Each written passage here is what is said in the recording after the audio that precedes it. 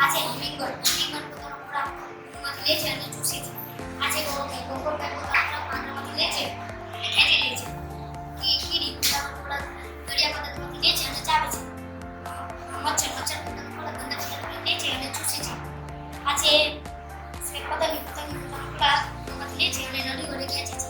આ છે માખી પોતાનો ખોરાક ગંદા પદાર્થમાંથી લે છે અને ચૂસે છે. આ છે સમય પોતાનો ખોરાક માછલીઓ તે પોતાનો ખોરાક પકડે છે અને ગળી જાય છે.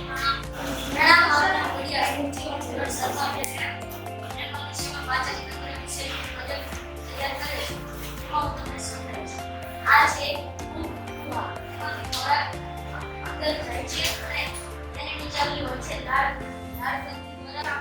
મારું નામ જયવણી છે. હું ધોરણ 7માં અભ્યાસ કરું છું. મેં પ્રકાશ સંશ્લેષણ વિશે પ્રોજેક્ટ બનાવ્યો છે. વનસ્પતિમાં